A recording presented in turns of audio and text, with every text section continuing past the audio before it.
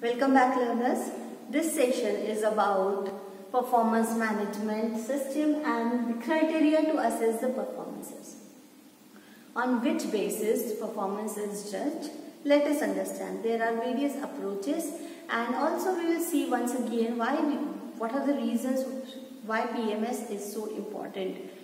We will see in this lecture three things. First is, what are the various criteria to assess the performances of the employees? Second is, what are the reasons that makes PMS so vital and important for every organization? And third part will be several approaches for performance appraisals. In the next lecture, we will also see various methods of performance appraisals. For now, let us start with the first part, and that is certain criteria to assess the performances. So what will be the criteria to assess performance? Because we all know that every person is different from one another. Every person carries unique or different personality. It has a different state of mind and also a thought line. So can you rate them on one single basis? We always try to give equal opportunity for measurements or evaluating their performances. But is it possible every time? Let us see. According to Creamer and Janosik, they have given certain criteria which they observed, which can be the basis for appraising the performances or evaluating them. One is behavioral based, which can be quantitative or qualitative. So how a person is behaving, that can be identified and on certain criteria, and those can be measured by their immediate superiors. So that can be qualitative or quantitative. Second is rating scale, where words are given and those words are being assessed, or the assessment of the performance is rated or labeled under those words. It can be very poor, very good, excellent, or it can be initiative driven or various. So it depends on the company what words it uses for those rating scales. So that rating scale obviously will have the degree of measuring that factor. Third is behaviorally anchored rating scale, which includes behavior frequency scale, and the next is weighted checklist. So weighted checklist will have certain words or certain criteria which will be weighted according to their preferences and vitalness to the organization and performance. So forced choice method is also there, where certain statements are given to the employees and they have to choose some statements among them. This is why this is called as forced choice, because they are not given any open-ended question. There are already statements which are designed and given in the form out of which they select. Next is result-focused approaches. So there are two approaches under it. One is MBO, that is management by objective, and second is accountability and measures approach.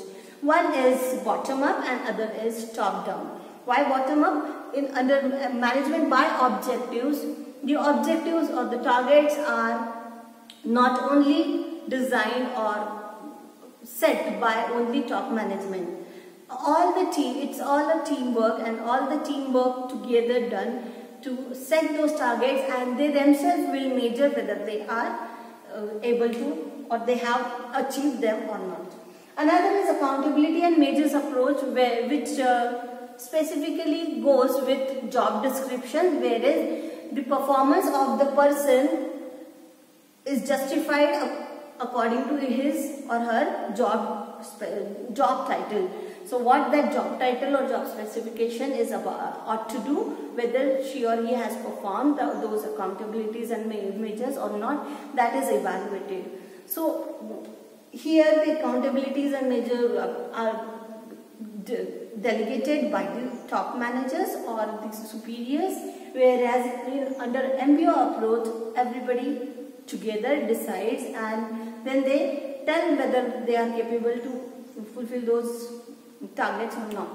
So these are certain criteria for performances and their assessment.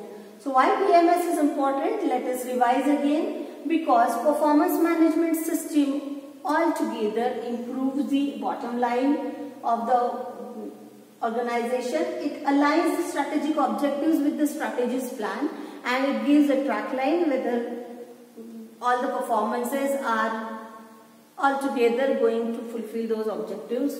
Measures process efficiency. Yes, obviously, when you are performing something, it has some target, and it may be a process, or it may be overall organizational goal, it may be a certain small team goal. We have seen in the previous lectures also that how everybody's performance altogether contributes to the bigger goals.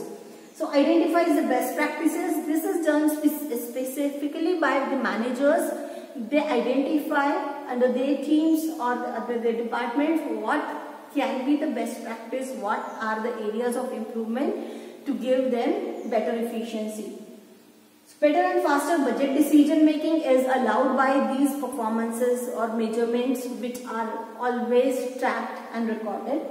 Real database on incentives and accountability is already available with the organization. So it builds a database system also, and it also permits the benchmarking for evaluating or having a minimum set criteria for the future employees to be performed. Now let us see what are the approaches. There are certain approaches which you can link to these criteria. That is intuitive approach. This always may not work, but this is used at certain level.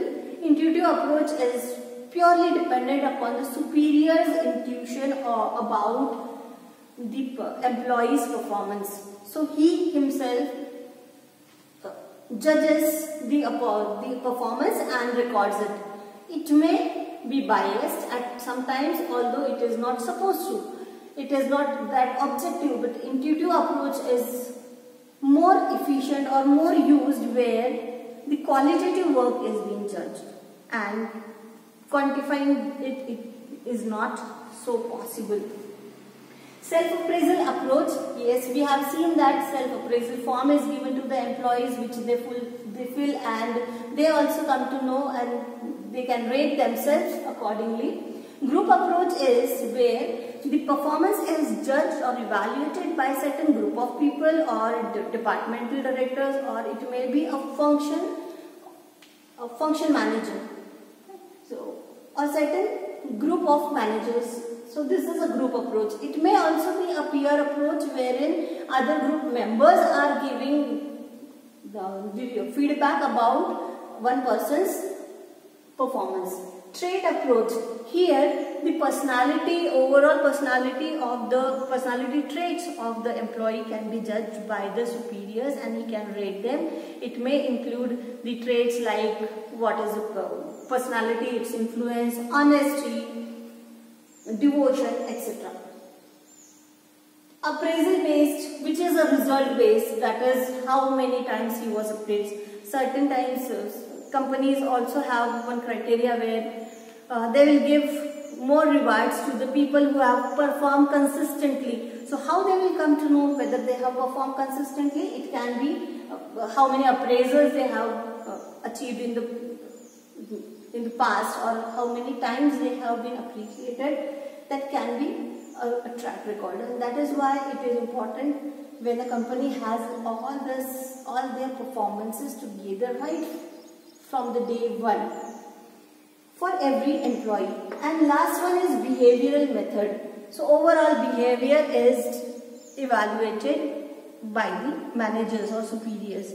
Friends, yes, you can see here that they are more judgmental or person specific. The person can be biased, but company makes sure that these qualitative ratings can be quantified. It may be like in case of MBO, it can be a rating scale wherein very good to poor they can rate the performances of their own, or the behavioral frequency scale, where how effective the behavior was or how close it was to the expected.